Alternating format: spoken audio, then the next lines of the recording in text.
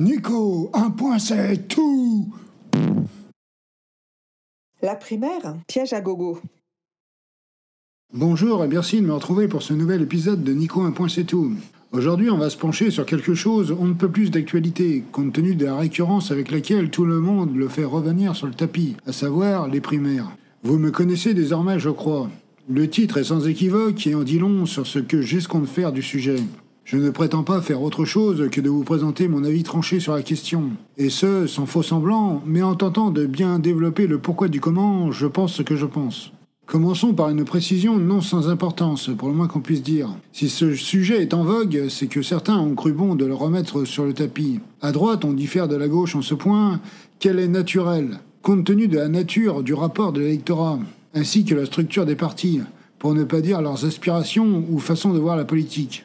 La droite est en somme en recherche de déterminer un chef. À gauche, ce sujet des primaires est une forme de marronnier en réalité. Un truc qui surgit à intervalles réguliers et qui fait parler. Aussi en partant du postulat, pourtant éculé et prouvé inexact, à de nombreuses occasions, que la gauche ne peut gagner que si et seulement si elle est unie et ne présente qu'une seule candidature. Avec l'idée reçue que ce processus aboutirait inexorablement à une unique candidature, ce qui est une posture totale, en réalité. Pas d'inquiétude, j'y reviendrai ultérieurement. En tout cas, on est un peu constamment sur le même principe, celui de la pensée magique et de l'auto-persuasion qui mènerait à l'autoréalisation. Il convient de le reconnaître. Soit d'une union qui serait synonyme d'une gauche plus forte unie, dont le regroupement serait la condition sine qua non de la victoire, ou du moins la condition au refus d'une défaite inéluctable, quitte à bazarder tout le fond si le besoin s'en fait sentir. Ce qui témoigne du niveau de confiance des intéressés, ainsi que de la capacité de convaincre qu'ils s'auto-attribuent. Or, comment convaincre d'autres lorsque soi-même nous doutons de nos propres compétences ? Ce n'est pas chose aisée, pour ne pas dire mission impossible.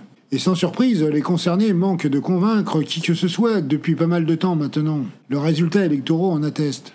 Pour ce qui est de l'obligation de candidature unique, elle est certes préférable dans l'absolu. Mais cette croyance d'une gauche n'ayant d'autre option que de s'unir est une vaste blague. En 1981, par exemple, la gauche qui l'emporte le fait avec un nombre de partis de gauche sur la ligne de départ, tous à se présenter contre elle. En 2012, idem, avec la candidature de Hollande, on a un front de gauche à 12%, etc. Bon, après, placer Hollande à gauche est très ambitieux, mais c'est une autre histoire. En tout cas, c'était supposément une candidature de gauche et qui voulait lutter contre la finance. Mort de rire. Tout cela à une période de fausse alternance que nombre d'entre nous n'avions pas encore identifiée, faute de politisation suffisante. Moi le premier. Bref. Ce qui importe est d'apprendre de ses erreurs. Je sais très bien qu'on va vouloir m'objecter 2002, me brandir cette élection comme une preuve irréfutable, ce qu'elle n'est pas. Aussi et surtout dans la mesure où la droite, elle aussi, était super divisée, mais que son représentant s'est hissé au deuxième tour, lui, contrairement à Jospin et au PS. Par ailleurs, je remercie aussi Paduring et Crise de Position Revue pour nous avoir replongé dans le contexte de l'époque avec leur concept de moïsation et leur vidéo sur la stratégie gagnante de Mélenchon. Car tout cela nous a permis de réaliser à nouveau combien, alors, les partis plus à gauche avaient fait des scores énormes, signe d'une défiance marquée pour la gauche institutionnelle, comme dirait Anas. Cela remet en perspective les mots de Daniel Mitterrand qui fustigeait les membres du PS pour la défaite subie, en notant bien qu'elle les avait prévenus de la nécessité de faire campagne à gauche. Ce qu'ils avaient pris à la légère ou pris à la rigolade, allez savoir. Quoi qu'il en soit, pour en revenir au fil conducteur de ce podcast, ici c'est le Parti socialiste, par l'intermédiaire de son premier secrétaire, qui est à l'origine de cette nouvelle salve, formule 2025 si je puis dire. Et ce, via une primaire censée départager tout le monde. Voire agréger tout le monde. Enfin, médiatiquement, c'est Faure qui a lancé le truc. C'est lui qui a émis l'idée de déterminer un candidat parmi une liste de personnages qui peinent à masquer leurs ambitions, dont celle de briguer la fonction suprême et, sinon, de contester l'hégémonie construite par la FI. Une gauche non FI allant de Glucksmann à Ruffin, pour reprendre ses mots. Vous noterez au passage les divergences rien que sur ce point précis. Certains voulant contraindre la FI à y prendre part et nous forcer à être à leur remorque. D'autres, au contraire, ayant fait le deuil de cette idée et ne cachant pas la finalité ultime, quelque part, soit d'être une gauche de nuisance permettant simplement de barrer la route du second tour à la gauche radicale, une fois de plus. Qu'importe, naturellement, bon nombre de personnes de l'échiquier politique se sont mis dans sa roue, histoire d'appuyer cette idée. Devinez quoi, tous parmi les candidats des plus petits partis de gauche. Étrange, non ? On ne peut pas être surpris de la campagne menée par Lucie Castet aussi, dans ce sens, dans la mesure où elle a préféré se joindre à ELV, en dépit de l'action de la FI en sa faveur, pour lui permettre d'accéder à Matignon. Reconnaissons-le en même temps, c'est plutôt une tradition à gauche depuis l'irruption d'une gauche radicale forte, que de voir des petits partis chercher à caporaliser la force principale. Quand longtemps, sous l'égide du PS, je veux dire d'un parti socialiste dominant et central dans la vie politique, c'est tout le contraire qui se produisait. Il y a beaucoup à dire sur ce mode de désignation, alors ne perdons pas de temps, rentrons encore davantage dans le vif du sujet. Un procédé qui ne peut pas marcher. Cela ne prend pas un aigle pour comprendre les raisons pour lesquelles une primaire ne peut tout simplement pas fonctionner. C'est une question de pure logique que j'entends à mettre en avant dans cette section, ainsi que dans les suivantes évidemment, mais en particulier ici, puisqu'ici je me concentre sur la logique à proprement parler. Comment s'imaginer que des gens qui vont passer un temps conséquent de campagne à tout faire pour faire en sorte d'exacerber les différences existant entre eux, puissent au final se mettre d'accord, faire bloc, jouer à fond la carte de l'unité et proposer in fine une candidature unique qui plus est, mais aussi et surtout une candidature cohérente, car c'est ce qui compte en fait. Puisque l'objectif est la gagne, il paraît, n'est-ce pas? Personnellement, c'est ce sur quoi je m'interroge, et je suis plus que dubitatif, en particulier au regard des faits et gestes associés aux uns et aux autres. Je fais volontairement l'impasse sur le facteur humain, car il va sans dire que les personnes en liste vont aussi s'affronter personnellement, être les auteurs de piques les uns envers les autres, tenter de décrédibiliser les autres pour se valoriser soi-même en miroir, etc. Chercher à sortir du lot, en fait. C'est irrémédiablement ce qui se passe dans une élection en général, les primaires ne faisant pas exception, surtout à gauche. Surtout dans un tel contexte où on range un peu tout et n'importe quoi à gauche, de Glucksmann à Nathalie Arthaud. Ce qui en dit long sur le grand écart qui est fait en la matière. En outre, même la formule de Glucksmann à Ruffin suffit pour montrer l'ampleur des divergences. Je saisis la balle au bond pour souligner combien on nous prend pour des jambons pour l'occasion. Car quand on nous parle de candidature unique à gauche, c'est une manipulation. Toute la gauche à l'extrême gauche ne pouvant de toute façon pas être rassemblée sous une même bannière. On sait que, peu importe la situation, on se verra proposer des candidatures trotskistes. Celle de Nathalie Arthaud pour LO ou Anas Kazib pour Révolution Permanente étant pour ainsi dire assurée, à moins que certains ne puissent obtenir les signatures nécessaires pour prendre part à la course pour l'Élysée. L'un comme l'autre ne croit pas en le fait de voter et pour eux c'est juste une vitrine ou une tribune pour le parti. D'ailleurs, comme on est dans la partie dédiée à la logique et que je souhaite montrer pourquoi l'unité ne peut pas se faire par la primaire, une des raisons qui explique cela, c'est la volonté des uns et des autres de voir leurs nuances représentées. Ce qui est à l'œuvre pour l'extrême gauche ne l'étant pas moins pour les autres. La partie la plus droitière du PS a déjà avancé sa volonté de présenter quelqu'un. Ruffin s'est déjà lancé, et bien sûr, nous, légitimement, n'escomptons pas nous mettre sur la ligne de départ de cette primaire, pour d'innombrables raisons, dont certaines que je m'apprête à exposer ici. Et les stratèges qui sont à la tête du mouvement en illustreraient certaines autres, et de plus nombreuses, je pense. Autrement dit, le but pressenti de cette primaire est une chimère. Penser que tout le monde va abandonner ses ambitions, accepter le résultat et se mettre derrière le vainqueur, le doigt sur la couture du pantalon, et battre le pavé pour le ou la désigner est une moquerie faite aux électeurs. C'est déjà une grossière manipulation et le témoignage d'une absence complète de respect de certains pour les votants, si vous voulez mon avis. Pour moi, de ce simple fait, la primaire ne peut être qu'un leurre, ou sinon une façon de tordre le bras de certains, notamment des forces dominantes. Je vais vous proposer mon avis sur ce point en particulier au cours de mon développement. Rappelons qu'à gauche, on n'en est pas à notre premier coup d'essai de ce type de tentative de regroupement. Je me permets d'ailleurs de mettre le terme regroupement entre gros guillemets, puisque justement ce que nous apprennent les précédentes moutures est bien que tout cela n'a jamais résulté de ce procédé supposément démocratique. De même que la force dont le vainqueur est supposé jouir n'a jamais été au rendez-vous. En tout cas, autrement que de manière un peu plus temporaire. Certainement pas de manière ferme et définitive. J'en prends pour preuve les victoires de Hamon et de Taubira dans des configurations différentes, qui auront vu un peu tout le monde renier leurs engagements.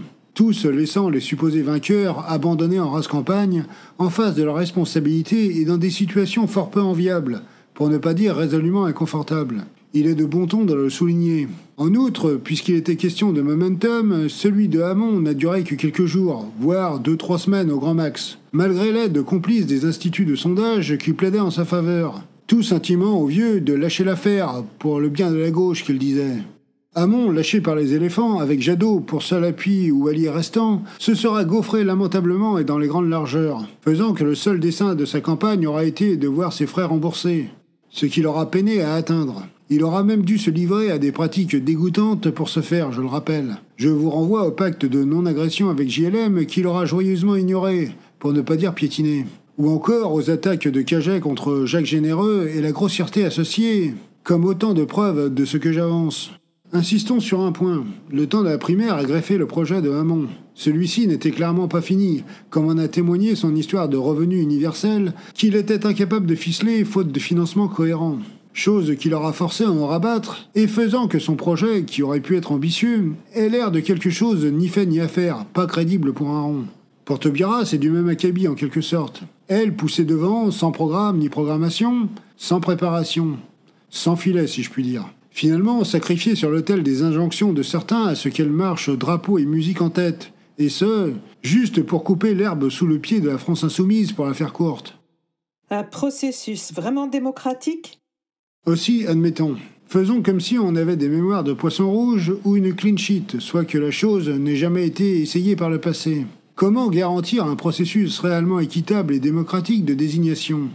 Que ce qui se produit au sein des partis institutionnalisés n'est pas court durant la primaire également, qu'on ne voit pas leurs pratiques courantes ressurgir et être continuées dans le cadre de la primaire et de cette tentative unitaire.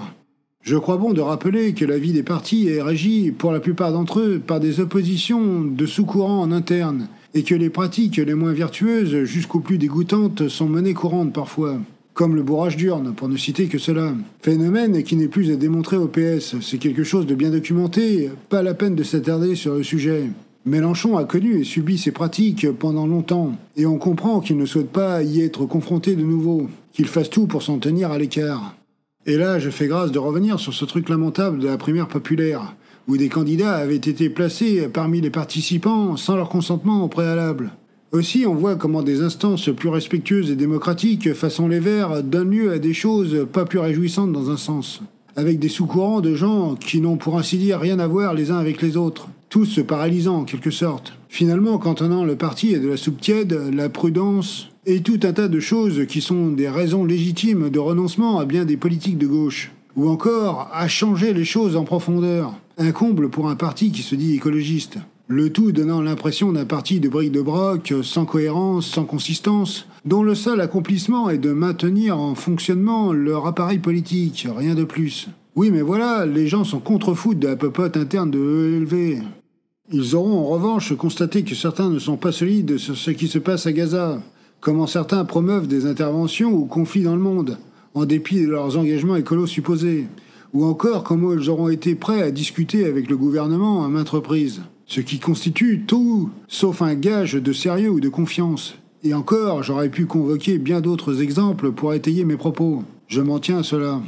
Pour les communistes, la situation n'est pas plus rose, si je peux m'exprimer ainsi.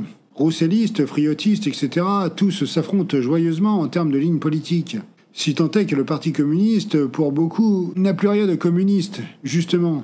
Dès lors que celui-ci est supposé être incarné par Roussel et ses soutiens, et que l'intéressé multiplie les dingueries qui font de lui le chouchou de l'officialité, dont ses médias.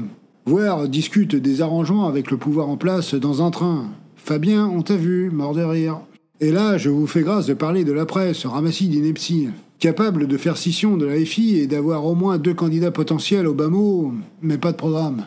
Et dont la seule façon d'exister est d'incarner la fameuse phrase de Garrido « Il y aura toujours une place au soleil pour ceux qui critiquent FI ou Mélenchon ». Formule de Garrido qui nous confirme que, justement, la primaire ne peut aucunement remplir son objectif pressenti, puisqu'on voit mal comment nous pourrions nous accorder avec des gens qui ont de telles façons de voir les choses. Cette formule, pourtant, parle d'elle-même concernant cette éventuelle primaire, en nous donnant à voir son objectif avoué et à côté duquel il s'agit de ne pas passer, etc., etc. Le truc est déclinable à l'envi si on veut aller par là. Donc, comment croire que des tas d'entités, elles-mêmes traversées par des sous-courants, puissent s'agglomérer avec d'autres entités et donner quelque chose qui tient du consensus, sans que tous les compromis ne finissent en compromission? Je reviendrai plus tard sur ce point qui est vraiment un élément important à traiter. En tout cas, vous voyez l'idée. Qui la promeut? Afin de s'assurer de ne pas être pris pour un dindon, au final, il convient de se poser les vraies questions. Soit qui promeut une telle formule et qui y a un intérêt prononcé. J'ai déjà évoqué fort, mais permettez-moi d'insister sur autre chose, tellement c'est un élément important et parlant. On sait un certain Olivier Legrain, millionnaire considéré comme à gauche, à la recherche de faire basculer le centre de gravité de la gauche vers quelque chose de moins à gauche, justement. En aparté, car je pense qu'il n'y a rien de superflu à le mentionner. Un millionnaire à gauche, il paraît, je sais. Le truc tend à faire pouffer de rire, tant c'est aussi inhabituel qu'incongru. C'est comme aux USA avec les supposés démocrates, Zuckerberg et toute la clique, qu'on disait de gauche en dépit de leurs aventures hautement capitalistes et des sommes folles amoncelées. Richesse assez peu compatible avec des mesures de politique de redistribution. Démocrates de pacotille qui auront fini par servir des discours masculinistes et jouer les toutous de l'adepte aux auto-bronzants. Bref, vous voyez facilement le hic, fin d'aparté. Si je fais référence à l'intéressé, ce n'est pas sans raison. De ce que je sais, c'est déjà lui qui avait été derrière cette initiative de primaire qui avait vu l'avènement de la candidature de Christiane Taubira. Toujours animé, visiblement, par la même idée en tête, soit de rompre avec les hégémonies de Mélenchon et de LFI. De ce que j'ai pu lire ou entendre, c'est lui qui avait financé cette initiative, non sans une idée derrière la tête. Les gens avec des intérêts économiques si conséquents font rarement les choses à l'aveuglette, de manière gratuite ou désintéressée, c'est comme ça. Bon, après, il faut être honnête, si Legrain est un artisan majeur de cette idée de primaire, il n'est pas le seul à en pousser l'idée. Tout un tas d'acteurs se sont fait le relais de ce processus, généralement tous en opposition à l'AFI. Corbière y compris, aussi incongru que cela puisse paraître, quand on sait le pamphlet qu'il a écrit contre ce mode de scrutin. Pour certains, c'est pour des raisons hégémoniques, comme c'est le cas du PS et de Faure. Il va sans dire que Faure et le PS ne voient pas d'un très bon œil la domination de la FI et de Mélenchon à bien des égards, pour des raisons d'intérêt partitaire évidentes, mais pas que. Rappelons que le PS n'est pas favorable à un changement de société en profondeur, une remise en cause des privilèges des puissants et tout le reste, de ce que la victoire d'une gauche radicale implique de facto. Eux ne souhaitent qu'amender l'existant à la marge. On a eu le droit à une salvatrice piqûre de rappel avec leur comportement à l'endroit du gouvernement Bayrou. À côté de cela, il y a aussi tous ces pans de la gauche mollassonne, plutôt bourgeoise, que les décibels effraient, qui sont plus de gauche pour des raisons de bien-être psychologique que pour des raisons de conditions matérielles d'existence ou de vraie philosophie de vie. Toute cette gauche dont regard est le porte-étendard, cette gauche bobo, pour qui tout va plutôt bien, et qui, elle non plus, ne désire pas, outre mesure, de changement radical du rapport de force actuel. La domination bourgeoise leur sied fort bien, de même que l'aspect parisiano-centré de la vie politique. Cette gauche qui se vit de gauche plus qu'elle ne l'est réellement, qui vit de ses apparitions sur les médias mainstream et qui n'a pas véritablement intérêt à un bouleversement de la société dont elle pourrait partir. Et que sa bonne conscience n'est pas prête à lui faire accepter tout de même, il ne faut pas pousser, hein. L'intérêt pour les autres se bornant à la conservation de ses propres perspectives. La promo de la soupe tiède.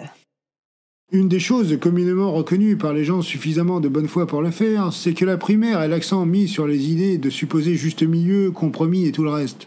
En somme, de tous ceux qui privilégient la soupe tiède en termes programmatiques, ceux qui souhaitent se conformer aux exigences des institutions bourgeoises, institutions dans lesquelles il est apprécié de ne surtout pas remettre en cause les codes en place. On l'a vu sans détour avec les discussions d'ordre vestimentaire et cette insignifiante question de la cravate pour le groupe insoumis. Histoire qui a fait grand bruit, aussi ridicule le truc puisse paraître. Code que les personnes concernées souhaitent suivre dans les grandes largeurs, pour ne pas dire à la lettre. Quand les insoumis s'opposent, pour ainsi dire, à tout sur le fond comme sur la forme. Alors je suis au fait de ce que certains vont tenter de m'opposer comme argument concernant ce que je viens d'affirmer. Soit ce que je dis est contredit par la victoire de Hamon durant la primaire socialiste de 2017. Si, dans une certaine mesure, ce n'est pas faux, il y a nombre de paramètres qui expliquent cette anomalie en quelque sorte. Rappelons que le scrutin a été ouvert à la gauche en général à la base, que nombre de votants ou sympathisants insoumis se sont livrés à un move fort peu habile, pour le dire de manière atténuée, en intentant de faire basculer le scrutin en question vers quelque chose de plus à gauche. Et ce, en dépit de n'avoir jamais été encarté au PS, ou ne serait-ce qu'être sympathisant de cette formation. Erreur stratégique notoire commise par nos troupes. Non seulement car la primaire était payante et que chaque votant avait dû s'acquitter d'une somme de 2 €, ceci contribuant à renforcer le Parti socialiste financièrement. Et puis le move était délétère politiquement parlant aussi. J'en sais quelque chose puisque mes propres parents s'étaient livrés à cette grosse bêtise, collant à Hamon dans les pattes de Mélenchon. Ce cher Benoît qui ne se sera pas avéré un allié pour autant, mais plutôt un concurrent. Si j'en avais eu l'opportunité, j'aurais dissuadé mes parents de voter comme cela. En outre, je crois bon de rappeler que les deux partis traditionnels se sont livrés à des vases communicants en ayant des sympathisants allant voter pour des orientations chez l'adversaire, tout en cherchant à se mettre en difficulté l'un l'autre. Tout cela toujours sur la base de raisonnements datés, soit d'élections qui se gagnera au centre. Les droitiers votant sans le vouloir pour une option qui les arrangeait en votant pour quelque chose s'apparentant à plus de la gauche radicale, alors que les socialistes allaient voter pour de la droite plus dure, finalement assez en adéquation avec la radicalisation de la droite qui était déjà entamée. Ce sur quoi j'insiste ici, c'est aussi et surtout pour compléter le contenu de ces deux parties, la précédente et celle-ci. Le procédé de la primaire, outre ses biais, ne peut être viable démocratiquement parlant que si, et uniquement si, chacun vote pour ses options préférentielles. Et il faut aussi être réaliste, si tel est le cas, alors nul besoin de primaire, car les choses sont ce qu'elles sont. Que les gens se sont d'ores et déjà exprimés, pas une, mais 2 fois en faveur de l'option la plus radicale. Ce qui équivaudrait à dire que toute primaire à laquelle LFI participerait devrait être une primaire remportée par cette dernière. Si la primaire venait à représenter véritablement l'option majoritaire populaire ou l'opinion majoritaire à gauche, à minima. Oui, mais voilà, cette propension a peu de chances de se réaliser compte tenu de la sociologie des votes. Et aussi et surtout le fait que des pans entiers de la population qui vote FI sont les moins susceptibles de se rendre aux urnes pour participer à des scrutins secondaires de la sorte, ou encore des élections perçues comme moindres, bien qu'il fausse irrémédiablement les résultats évidemment. Tout ceci à l'instar de ce qu'on voit se concrétiser durant les élections européennes et d'autres intermédiaires dont les gens se détournent largement. En particulier lorsqu'on sait que la France insoumise est la force qui sort des gens de l'abstention, qui les fait revenir aux urnes, voire qui profite des campagnes pour inscrire les gens sur les listes et les sortir du « à quoi bon voter » régnant chez beaucoup. Comportement qui s'explique par l'environnement politique propice à cela et volontairement entretenu par certaines élites qui désirent véritablement que vous vous teniez à distance des bureaux de vote. A fortiori, si votre intention est de grossir les rangs d'entités voulant faire bifurquer la société. La dimension temporelle. Je crois que c'est communément admis à gauche, sauf dans les esprits dérangés de certains droitards qui s'imaginent que, je cite, tous les médias sont de gauche, que nous ne possédons pas d'organes de propagande médiatique susceptibles de pousser derrière nos candidats, de les faire connaître de manière expresse, de leur proposer des unes dithyrambiques, des campagnes de presse intenses, des apparitions super bienveillantes en veux-tu, en voilà, et les propulser en tête des sondages en un claquement de doigts. Plus spécifiquement pour la gauche qui se respecte, dans la mesure où nos propositions programmatiques ne sont pas véritablement du goût des oligarques qui possèdent les médias mainstream, et dont ils ont fait l'acquisition contre monnaie sonnante et trébuchante pour vendre le modèle de société et d'économie qu'ils considèrent comme bon pour tous, puisque bon pour eux. Ces derniers ne reculant pas devant le fait d'investir dans des organes déficitaires pour ce faire, le profit devenant alors secondaire pour une fois pour ce qui les concerne, à contre-courant de leur réflexe habituel. Dans un contexte dans lequel je pense inutile de le préciser que le paramètre temps n'est pas quelque chose à prendre à la légère. Et plus les campagnes sont axées sur programme et idéologie, plus ce point s'avère vrai et essentiel à prendre en compte. Partir de l'idée de consacrer quelque chose comme 2 mois, comme en 2017, pour faire campagne dans le cadre d'une primaire équivaut grosso modo à se tirer une balle dans le pied quand on est de gauche. Que le temps dédié est bien mieux utilisé à autre chose que des batailles de sous-courant qui sont en fait des oppositions de nuances à gauche, des batailles de personnes, voire d'égout ou d'ambition parfois aussi.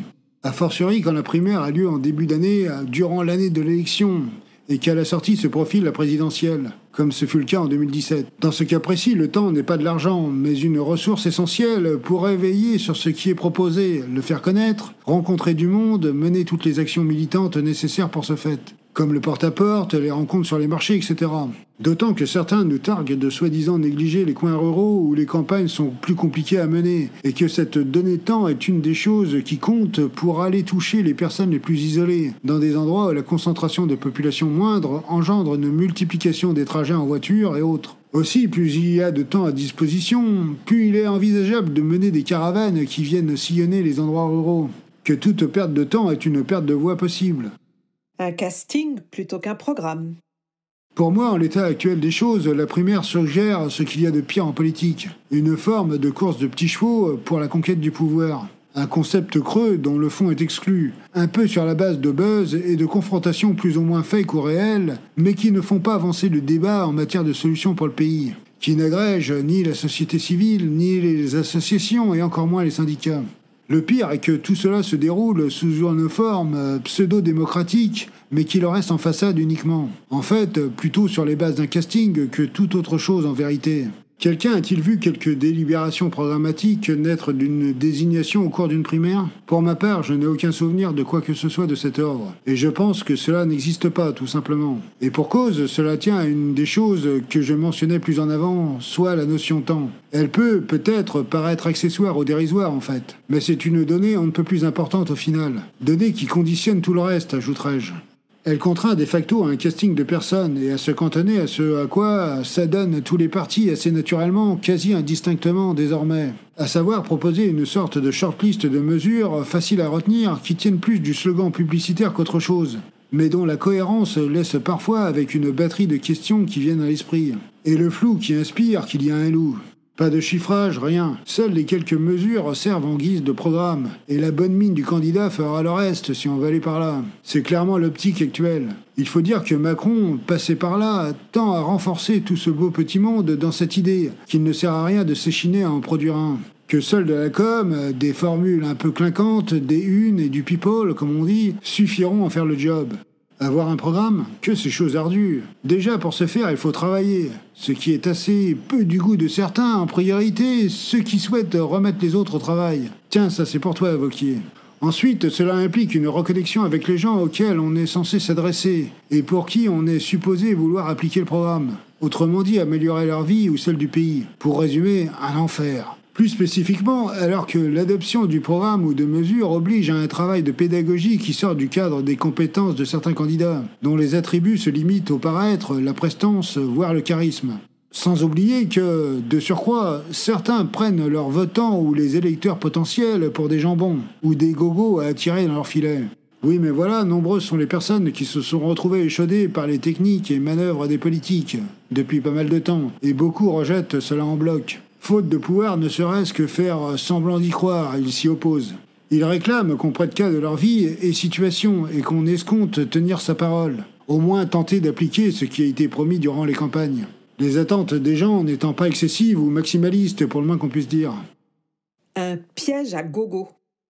Pour ce qui me concerne, toute cette histoire de primaire ne laisse aucune place, telle qu'elle soit, au doute. Ces primaires sont un piège à gogo, dont rien de bon ne peut sortir, compte tenu de toutes les raisons que j'ai énumérées précédemment.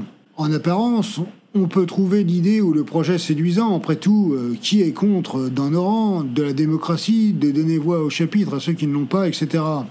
Oui, mais voilà, les biais sont nombreux, et une des choses dangereuses tournant autour de ces primaires, ce sont ces angles morts qu'elles comportent, et comment elles peuvent être instrumentalisées. Comment les gens manquent d'identifier ces choses qui ne sont pas révélées, qui changent tout lorsqu'on les sait. Ces personnes qui tirent les ficelles en backdoor, ces intérêts partitaires, primant sur le sort des travailleurs et des privés d'emploi, de la population en général et des plus fragiles en premier lieu. Populations pour lesquelles le réveil risque d'être très brutal, notamment du fait de leur propension à laisser les autres, dont notamment les gens mus par des motivations personnelles, prendre les choses en main pour eux. Alors que les personnes qui plébiscitent ce système ont des intérêts aux antipodes en vérité, justement. Aussi, on ne va pas faire comme si on n'avait pas une vue d'ensemble. Comment l'idée d'union, naturellement option préférentielle de pour ainsi dire tout le monde, a été rendue quasi impossible par les comportements vraiment dérangeants de nos ex ou supposés partenaires. Leur annihilation de la stratégie de la NUPES au profit de leurs appareils et ambitions individuelles. Leur reniement des promesses et de l'accord du nouveau Front populaire, pourtant né d'efforts et de compromis de la part de la France insoumise. Ainsi que de leur aide à bonne partie d'entre eux au maintien en place du gouvernement Bayrou, comme une apothéose de la bêtise de ces formations boutiquières, dont l'absence de respect des paroles et engagements n'est plus à démontrer. Si on ne se convainc pas du ridicule de l'initiative avec tous ces arguments, j'invite à se procurer, ou à se faire prêter de préférence, le livre de Corbière sur le sujet. Si on n'est pas d'équerre, après cela, je crois qu'il n'y a plus rien à faire. J'espère en tout cas être parvenu à vous offrir quelques pistes de réflexion et faire en sorte de vous constituer une boîte à outils militante ou piocher des idées pour convaincre autour de vous. Rendez-vous au prochain épisode.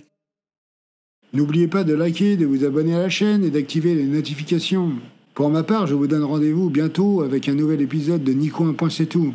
Merci de votre attention. Un grand merci à ma camarade Sublime pour son aide, pour m'avoir prêté sa voix et pour avoir donné davantage de relief à cette production. Allez, à bientôt, bye bye.